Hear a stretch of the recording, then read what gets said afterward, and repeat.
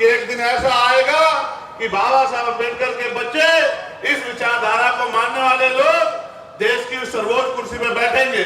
उनकी औलाद होने के नाते, उनके अनुयायी होने के नाते मेरी, आपकी, हम सबकी ये जिम्मेदारी बैठती है कि हम उनके अधूरे सपने को पूरा करें। करना चाहिए नहीं करना चाहिए बताओ? अगर कोई पिता अपने बच्चों के सामने किसी काम को अधूरा छोड़ के चला जाए तो उनके बच्चों की जिम्मेदारी बनती है नहीं बनती है कि उनके अधूरे काम को पूरा करें। मुझे दोनों हाथ उठा के बताओ कि इस काम को पूरा करने में मेरी मदद करोगे नहीं करोगे? तो आओ फिर मेरी बातों पे गौर करो। आप जानते हैं देश जब आजाद हुआ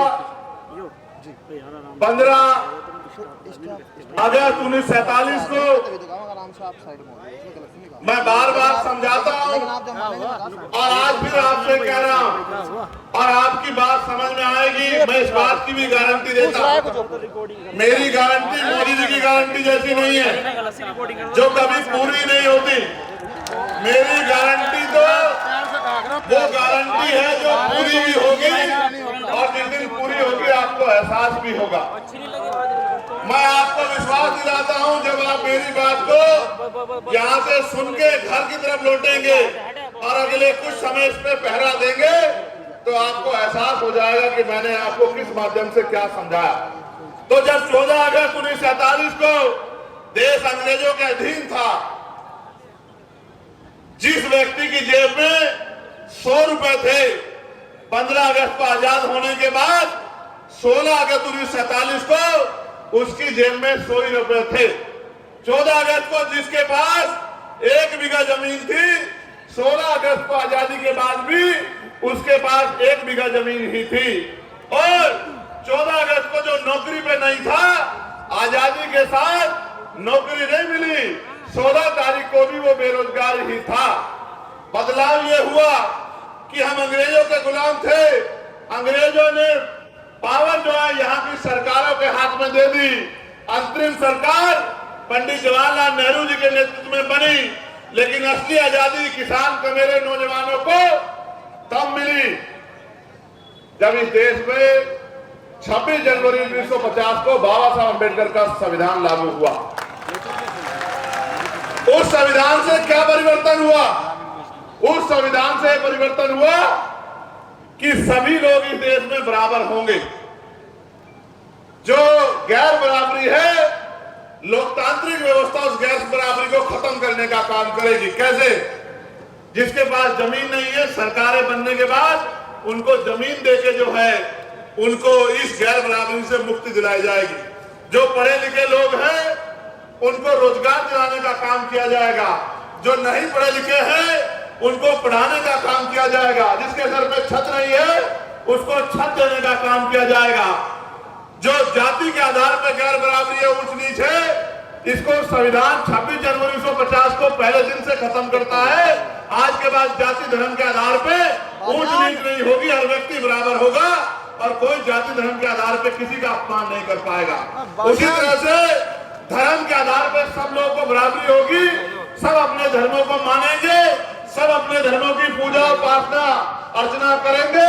कोई किसी को धर्म के लिए बाध्य नहीं करेगा कि कोई किसी धर्म को माने या कोई किसी धर्म को ना माने। ये सारी तरह की बराबरी, यानी कि इंसानों को बराबरी का अधिकार और इज्जत की जिंदगी और अधिकारों के साथ जीने का अधिकार 26 जनवरी 1950 को मिला। और जिम्मेदारी सौंपी गई सरकारों को कि सरकार अंतिम व्यक्ति की पीड़ा को सुनने का काम करेगी। लेकिन आप एहसास करके देखो, आजादी के 75 साल बाद हमें क्या मिला है? आज भी हजारों लोग ऐसे हैं या लाखों लोग ऐसे हैं जिनके सरों पे पक्की छत नहीं है। मैं अभी दिशा कमेटी की मीटिंग में बिजनौर गया था। पिछली बार हमारे यहाँ 937 मकानों का लक्ष्य था, इस बार फिर अभी भी लक्ष्य है। मैंने बैठते ही ये कहा कि जिलाधिकारी महोदय, अगर मेरे लोकसभा क्षेत्र में एक भी घर ऐसा होगा जो कच्चा होगा, जिनके सर पे छत नहीं होगी, तो ये बिल्कुल किसी कीमत पे स्वीकार नहीं किया जाएगा। आप डाटा बनाइए, व्यवस्था कीजिए। मुझे प्राइम मिनिस्टर के पास जाना पड़ेगा, किसी और मिनिस्टर के पास जाना पड़ेगा, मैं जाऊंगा और कोशिश करूंगा जो वोट की ताकत जमीना के लोगों ने मुझे दी है उस वोट से उनकी पीड़ा को हरने का काम करूंगा। तमाम डिपार्टमेंट के अधिकारी थे, मैंने उनसे भी कहा कि बिजली विभाग के जो कर्मचारी हैं, ये जो लूट मचा रखी है, कि अगर 5,000 का बिल होगा गरीब का तो उसका कनेक्शन काट दोगे, उसकी कुड़की डाल दोगे और पूंजीपतियों के लाखों करोड़ रुपए भाजपा की सरकार ने माफ किए हैं। इनको दिन के आगे कमजोर पड़ जाते हो और गरीबों को पीटने का काम करते हो। किसानों को बिजली का बिल न देने पर उनके कनेक्शन काटने का काम करते हो। मेरी लोकसभा क्षेत्र में अगर कोई कर्मचारी किसी गरीब को इस नियत से कि मुझे उससे कुछ पैसे लूटने हैं, ये लूट खसोट का काम करेगा तो उसको किसी कीमत पे बर्दाश्त नहीं किया जाएगा। ऐसे कर्मचारियों पे कार्रवाई करने का काम आपको करना पड़ेगा। और उन्होंने मुझे आश्वासन दिया कि सांसद साहब, मैं विश्वास दिलाता हूं एक भी घटना ऐसी पाई जाएगी तो उन पे कार्रवाई होगी। ये आपका क्षेत्र है, 75 साल बाद क्या मिला? पढ़े लिखे नौजवान बैठे हैं, बताओ नौकरी मिल रही है? मिल रही है? तो फिर सरकारें किस लिए? पढ़ी लिखी हमारी बेटियां परेशान हैं, हमारे बीएड के बीटीसी के बच्चे परेशान हैं, भर्तियां नहीं आ रही। 69,000 शिक्षक भर्ती में घोटाला हो गया, 20,000 पदों पे आज तक मैंने आंदोलन किया था, 6,800 नौकरियां दिलाने काम किया था, फिर उसमें रोक लगी, फिर हाईकोर्ट से उसमें ऑर्डर हो गया, फिर सुप्रीम कोर्ट चला गया। ऐसे ही वो बच्चे सड़कों में परेशान घूम रहे हैं। आपके सामने सब कुछ हो रहा है। कोई भर्ती आती है पुलिस की, अभी आई थी, भर्ती में घोटाला हो गया, पेपर लीक हो गया, फिर मैंने मांग उठाई, दोबारा लेटर लिखा, फिर उसका पेपर दोबारा हुआ। अब पता लगता है कब उनको नौकरी मिलेगी। आप ये देखो मिल क्या रहा है। यहाँ क्षेत्रीय किसान, ये हमारा गन्ना बाहुल्य बेल्ट है, गन्ना की फसल के जो है ना तो दाम किसान तय कर पाता है और ना मिले समय पे पैसा देती है। आपने जिनको एमएलए बना के भेजा है, एमपी बना के भेजा, वो पता नहीं क्या करेंगे। मैं आपको विश्वास दिलाता हूं किसान भाइयों, अगर आपने मेरे हाथों को मजबूत किया और भाई जायद को जो है ताकत देने काम करी, जो मील पैसा नहीं देगी उस मील पे ताला लगा दिया जाएगा जब तक आपके पैसे नहीं मिलेंगे। मेरी बात को अभी याद रखना। और आप जानते हैं मेरे यहाँ भिलाई मिल के लोग देरी कर रहे थे। मैंने परसों जब मीटिंग हुई तो जिलाधिकारी से कहा कि भिलाई मिल वालों को बिठा के समझा देना, मुझे उनसे कुछ नहीं चाहिए, लेकिन अगर किसानों को पैसे नहीं मिलेंगे तो मिल नहीं चलेगी। इस मिल पे ताला लगाने का काम यहाँ का मौजूदा सांसद करेगा, इस बात को आप ध्यान रखना। इसलिए मैं आपसे कह रहा हूँ, मेरे मन में तो बहुत सपने हैं और सपने ये सुनो कि कुटीर उद्योग लगने चाहिए और ग्रामीण क्षेत्रों में महिलाओं को रोजगार मिलना चाहिए। मैं तो बहुत बचपन से देख रहा हूँ, मेरी माएं पशुओं पालती हैं और पशुओं का दूध बेच के अपने बच्चों को पालने का काम करती है। पूरी जिंदगी उनकी इसी में बीत जाती है, या वो कोल्हू पे काम करती है, या वो भट्टों पे काम करती है, या फैक्ट्रियों में जाके सर पे ईंटें उठाती है। आज तक भी इस देश में महिलाओं को सम्मान की जिंदगी दिलाने का काम सरकारों ने नहीं किया। आप किसी क्षेत्र का मामला उठा के देख लो, बहन बेटियों पे जिस तरह का जुल्म हो रहा है, कानून व्यवस्था के बैठे लोग उस तरह से बहन बेटियों के सम्मान की सुरक्षा नहीं कर पा रहे हैं। इसलिए मैं तो चाहता हूं कुटीर उद्योग लगे ब्लॉक स्तर पर और महिलाओं को घर पे रोजगार मिलने का काम हो, सम्मान की जिंदगी मिले और 15-20 हजार रुपए का रोजगार मिले। और जो पढ़े लिखे नौजवान हैं उनको अगर सरकार नौकरी नहीं दे सकती तो जब तक वो बेरोजगार हैं बेरोजगारी भत्ता दिलाने का काम करे और साथ साथ इंडस्ट्रियल एरिया लग के, उद्योग धंधे लग के हजारों नौजवानों को जिलों में नौकरी मिलने का काम हो। जिन माँ बाप ने अपना पेट काट के जो है उनको पढ़ाने का काम किया, इस उम्मीद से कल मेरी लाठी बनेगा, उन माँ बाप को भी कुछ सुकून मिले। मैं तो गरीब परिवार से आता हूं और हमारे नेता बैठे हैं, मैं कहूंगा कि वो गौर करें। ये आपकी जिंदगी का मामला है, बताना, मैं झूठ तो नहीं बोल रहा हूं। आज गरीबी का आलम यह है कि बेटा पिता के सामने हाथ फैला के कहता है कि मुझे सामान चाहिए, और बाप चाहता है कि अपना दिल निकाल के दे दे अपने बच्चे के लिए, लेकिन जेब में पैसे नहीं होते तो आंख में आंसू लेके चला जाता है, नहीं चला जाता? बताओ, मैं झूठ तो नहीं कह रहा हूं। ये सच है नहीं है बताओ? तो इस देश में जो अमीरी और गरीबी की खाई खड़ी कर दी है, इस खाई को पाटने के लिए लोकतांत्रिक व्यवस्था में इन निकम्मी सरकारों को हटा के काम करने वाले लोगों को आपको बिठाना पड़ेगा। और जिस दिन काम करने वाले लोग आ गए, मैं लिख के देता हूं कि किसी गरीब का हाथ फैलेगा नहीं। वो गरीब का हाथ इतना सक्षम होगा कि वो किसी दूसरे की मदद कर सके। जो पॉलिसी हमारी मैंने पार्लियामेंट में भी उठाई, आपने सुना भी होगा, और मैं आपको कहता हूं, बताना किसने पॉलिसी दी है क्या?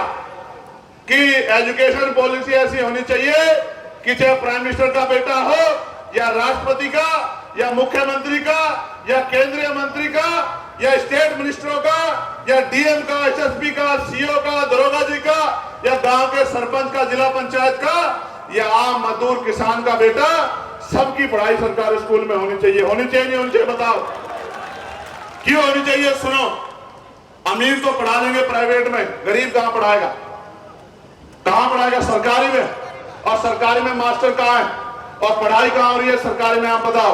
और अगर सरकारी में पढ़ाई लानी है तो फिर जिला अधिकारी के बेटे को पढ़ाओ, एसएसपी के बेटे को पढ़ाओ, मंत्री के बेटे को पढ़ाओ, विधायक के बेटे को पढ़ाओ, क्योंकि कानून वो बनाते हैं, कानून को वो लागू कराते हैं। जब उनके बच्चों को अच्छी पढ़ाई मिलने की बारी आएगी तो गरीब किसान मजदूर के बच्चे को भी अच्छी पढ़ाई मिलेगी। और जो जेब कटाई होती है इस नाम पे प्राइवेट स्कूलों में, वो जेब कटाई बंद हो जाएगी। मैंने कहा पार्लियामेंट में कि हेल्थ पॉलिसी ऐसी होनी चाहिए कि गरीब को भी बेहतर से बेहतर इलाज मिले। और मिलेगा कैसे? अमीर तो प्राइवेट में चला जाएगा, गरीब कहां जाएगा? बताओ कहां जाएगा?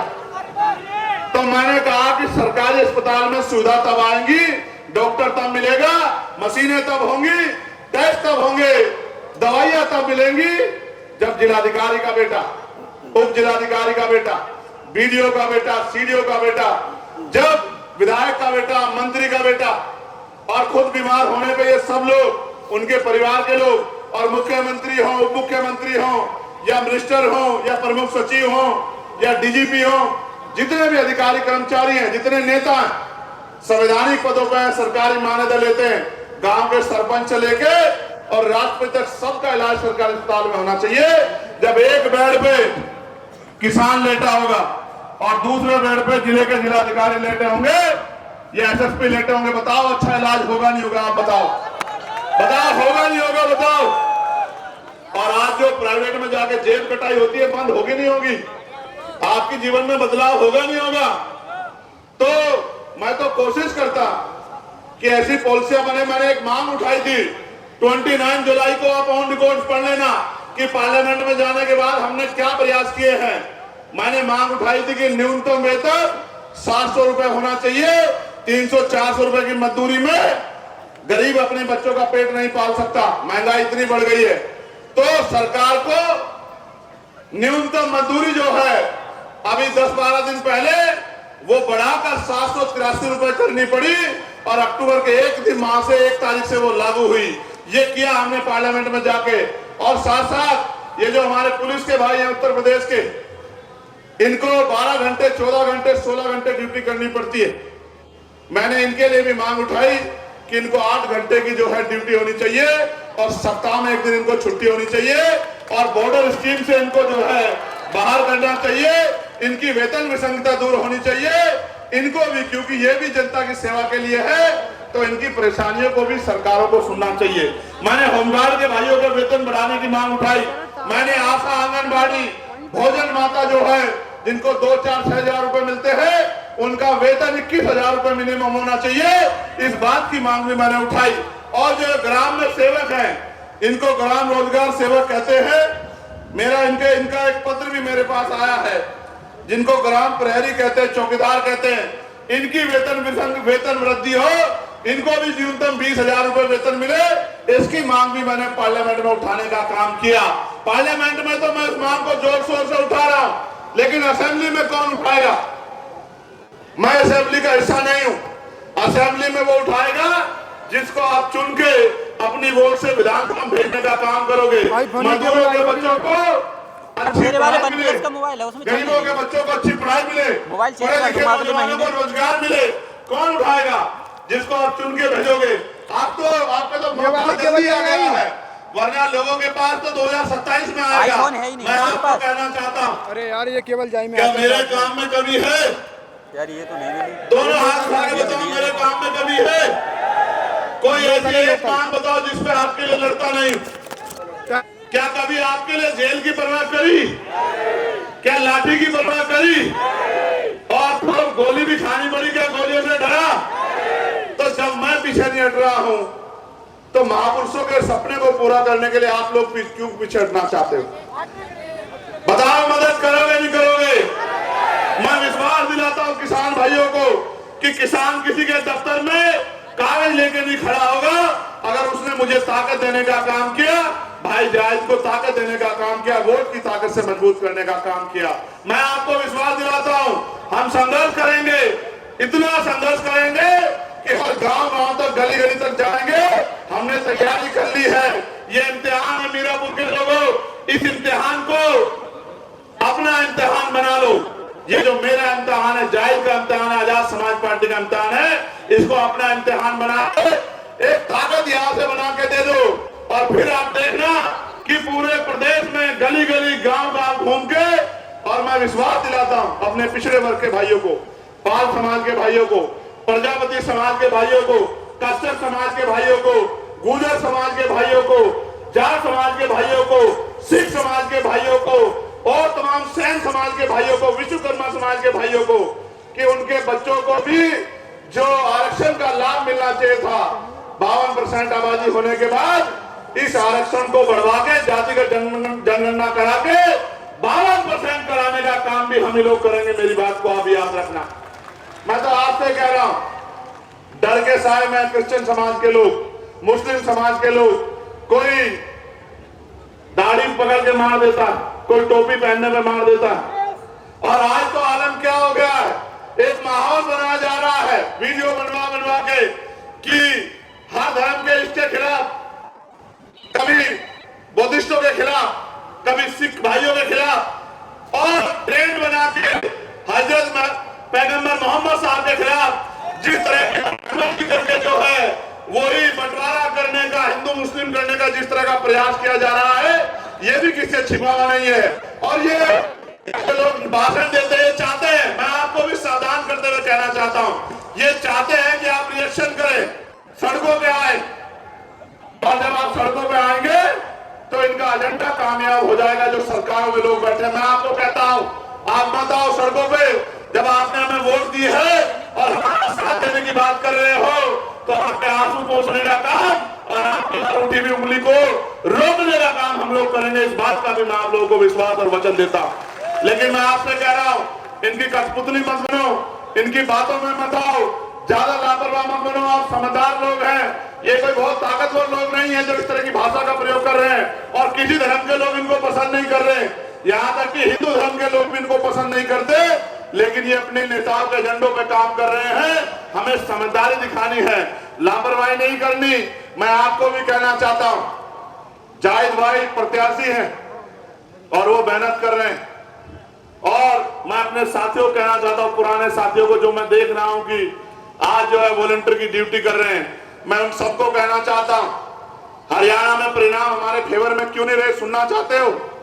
कड़वी बात है, इसलिए नहीं रहे फेवर में क्योंकि वहां आप विरोधियों से नहीं लड़ रहे थे, आपस के मन मुटाव से लड़ रहे थे। मैं जानता हूं आपकी ताकत को।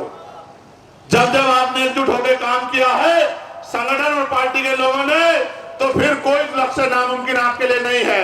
लेकिन जब जब आपने मिशन से भटककर किसी व्यक्तिगत स्वार्थ पे या अपने आप को किसी को नीचा दिखाने के लिए काम किया है, तो उसका नुकसान पार्टी संगठन को हुआ है। मैं आपकी ताकत से वाकिफ हूं। मैंने आपकी ताकत दिल्ली में देखी, जब मैं पहली बार जब मेरे ऊपर मुकदमे लगे और आपने दिल्ली लाने का काम किया। मैंने आपकी ताकत एनआरसी के आंदोलन में देखी, जब आपने मेरी एक आवाज में पूरे देश में आंदोलन करने का काम किया। मैंने आपकी ताकत जब दिल्ली में सतगुरु गुरु रविदास जी मार्ग तोड़ दिया गया, तब मैंने आपकी ताकत दिल्ली में देखी कि आपने इस केंद्र की सरकार को और सुप्रीम कोर्ट को झुकाने का काम किया। मैंने आपकी ताकत 2 अप्रैल में देखी। मैंने किसान आंदोलन में मेरी एक आवाज पे जिस तरह से मैंने आपकी ताकत वहां देखी। और जब पहलवान बेटियों का अपमान किया गया दिल्ली में, जंतर मंतर पे आंदोलन हुआ और आपने मेरी एक आवाज पे उठ खड़े होकर आके वहां की सरकारों को ऐलान करने का काम किया कि हम पहलवान बेटियों के साथ है। मैंने आपकी ताकत तब भी देखी, लेकिन मैं जानता हूं क्योंकि आप सीधे लोग हैं, इस देश में 100 साल से जो पार्टियां काम कर रही हैं उनको भी एहसास नहीं है। उनके यहाँ भी कुछ अच्छे बुरे लोग हैं, लेकिन आप तो लक्ष्य को लेकर निकले हैं। आपका कोई अपना लक्ष्य नहीं है। आपका लक्ष्य हाशिए पे अंतिम जो व्यक्ति है उसको सम्मान और सुविधा और अधिकार दिलाने का लक्ष्य है। तो मैं आपसे कहूंगा ये जिम्मेदारी मैं ही 8 जिला पंचायत मुझे यहाँ से जिता के भेजे थे, मैं उन मुजफ्फरनगर के साथियों के भरोसे आपकी जिम्मेदारी छोड़ता हूँ कि ये मीरापुर विधानसभा ना जाहिद लड़ रहे हैं ना इनका परिवार लड़ रहा है। ये मीरापुर विधानसभा चंद्रशेखर आजाद लड़ रहा है और चंद्रशेखर आजाद को ताकत देनी है, कमजोर करना, आपको तय करना। आप जानते हो अगर मेरी ताकत बढ़ेगी तो क्या कोई आप पे जुल्म कर देगा? बताओ, दोनों हाथ उठा के ईमानदार से कर देगा? कोई बहन बेटियों की तरफ गलत नियत से देख लेगा? कोई अधिकारी आपको परेशान कर देगा?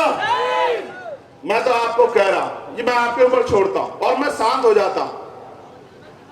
मैं आपसे पूछना चाहता हूं, क्या मेरे हिस्से में ताकत आनी चाहिए नहीं आनी चाहिए? बताओ। नहीं, जोर से बताओ। नहीं, आवाज का मैं नहीं मानता इस बात को। नहीं, एकजुट होकर बताओ, आनी चाहिए नहीं आनी चाहिए? क्या मीरापुर हमारे हिस्से में आनी चाहिए नहीं आनी चाहिए? तो आप जाहिद की इंतजार करोगे, अपने आप जाहिद बन के काम करोगे? बताओ। और सिर्फ जाहिद बन के नहीं, मुजाहिद बन के काम करना कि हमें जो है इस लड़ाई को जीतना। कर दोगे नहीं कर दोगे? और ये भाईचारा बना लोगे नहीं बना लोगे? और जब जैसे आपकी ताकत आज बनी है, आप देखना बहुत सारे लोगों को नींद नहीं आएगी, नींद नहीं आएगी और वो लग जाएंगे कि कोई झगड़ा हो जाए, कोई विवाद हो जाए। तो मैं आपको धैर्य रखने के लिए भी कहूंगा, समझदारी दिखाने के लिए कहूंगा, 2 कदम पीछे हटने के लिए कहूंगा, लेकिन इसलिए कि लोगों का भला करना, इसलिए पीछे हटने कहूंगा। लेकिन ये आपसे कहूंगा कि अब आपके कंधों पर जिम्मेदारी है। कौन कहता है नौजवान कमजोर होता है? कौन कहता है? शहीद आजम सरदार करतार सिंह सराभा 19 साल के थे जब उन्होंने देश की आजादी के लिए बलिदान दिया था। अंग्रेजों के सामने घुटने नहीं टेके, शहादत स्वीकार की थी। शहीद आजम सरदार भगत सिंह 23 साल के थे जब उन्होंने हंसते हंसते फांसी का फंदा चूमा था। और शहीद आजम संत शहीद शिरोमणि उधम सिंह जी, जिन्होंने जनरल ओडवार को लंदन में जाके सबक सिखाने का काम किया था। कौन कहता है नौजवान कमजोर होता है? नौजवान जो है निर्माण नहीं कर सकता। और आपका अपना सिपाही, आपका सबसे छोटा वर्कर चंद्रशेखर आजाद आज नौजवान ही तो है जिसने बड़े बड़े दान इकट्ठे कर रखे। आप नहीं जानते हो क्या? बताओ, पार्लियामेंट में आपके इस कार्यकर्ता से ज्यादा मजबूती से कोई आवाज उठाता है क्या आपकी? बताओ, निडर होकर आवाज उठाता हूं, नहीं उठाता हूं? तो मैं फिर आपसे कह रहा हूं, एक बार साथ दिया तो आपकी एक ताकत बनी। अब उत्तर प्रदेश में लक्ष्य बना लो और कुछ पार्टियां तो आपको हराने के लिए लड़ेंगी। याद रखना मेरी बात, वो भाजपा से नहीं लड़ेगी जिसका से चुनाव होगा। यहां सीधा सीधा चुनाव भाजपा से होगा। ये बात को मेरी याद रखना और हौसले बुलंद रखना, क्योंकि वो शाम दाम दंड भेद और मशीनरी पुलिस सबका प्रयोग करेंगे। डर तो नहीं जाओगे? वैसे तो तुम मेरे बहादुर शेर हो, तुम डरने वाले लोग नहीं हो, मैं जानता हूं इस बात को। और ये तो तुमने खतौली में भी करके दिखाया था। क्या मैं नहीं जानता इस बात को कि बड़े बड़े लोगों को धूल चटाने का काम किया था? लेकिन मैं आपसे कह रहा हूं, अगर ताकत नहीं बनाओगे तो सड़कों पर नारे लगाते रह जाओगे, और ताकत बनाओगे तो फिर आपके क्षेत्रों में काम करा पाओगे, पॉलिसी बनाओगे। क्योंकि कानून असेंबली में बनेंगे, लखनऊ में, मीरापुर में नहीं बनेंगे। मीरापुर के लोग तो वोट की ताकत देके भेज सकते हैं। मैं एक और बात आपसे जानना चाहता हूं, जब आप 100 रुपए का सामान खरीदते हैं, जब आप 100 रुपए का सामान खरीदते हैं तो उस सामान को चेक करते हो नहीं करते हो? करते हो नहीं करते हो? ये देखते हो कि सामान पूरा है या नहीं है? ये देखते हो कि एक्सपायर तो नहीं हो गया सामान? देखते हो ना? और जिसको वोट देते हो 5 साल आपकी गलियों में भी नहीं दिखाई देता, फिर कुछ सोचते हो नहीं सोचते हो? कब तक ठगे जाते रहोगे? कब तक ठगे जाते रहोगे? जब 10 रुपए के 100 रुपए के सामान पे सोचते हो तो बाबा साहब अम्बेडकर के कुर्बानियों से मिली 4-4 बच्चों की कुर्बानियों से मिली वोट को देने जाओगे तो इस बार सोच लोगे नहीं सोच लोगे? पक्का? तो बताओ फिर क्या होगा परिणाम? जोर से बताओ, और जोर से बताओ। चाहते हो नहीं चाहते जीते? दोनों हाथ उठा के बताओ, चाहते नहीं चाहते हो? तो ठीक है, फिर मैं धन्यवाद दूंगा मेरे छोटे भाई संजय रवि का, जो जिला पंचायत की है वार्ड नंबर 43 से और जिला सचिव है बसपा में थे और 27 साल पार्टी की सेवा करते रहे और अब 27 साल बाद, और आप जानते हैं खुशी से नहीं, मजबूर होके, क्योंकि अपने लोगों को मिटते नहीं देख सकते हैं, आरक्षण को खत्म होते नहीं देख सकते हैं, अपने बच्चों के हक अधिकार खत्म होते नहीं देख सकते हैं, इस देश की सरकारी संपत्ति को लूटते नहीं देख सकते हैं, इस देश की सरकारी नौकरियों को बर्बाद होते नहीं देख सकते हैं, निजीकरण के जरिए आपके अधिकारों को, आपके बच्चों के हिस्से को छीनते नहीं देख सकते हैं। इसलिए मैं, संजय और हमारे तमाम साथी सब ने संकल्प लिया है कि अब हम चाहे मिट जाएंगे लेकिन अपने लोगों के अधिकार को छीन के इनके कुंडली मार के किसी को बैठने नहीं देंगे। इस बारे में मैं धन्यवाद दूंगा भीम आर्मी के सभी साथियों का, आजाद समाज पार्टी के सभी साथियों का, हमारे मिशन 78 के सभी नेताओं का और हमारे अनुशासन समिति का, हमारे लीगल सेल के साथियों का,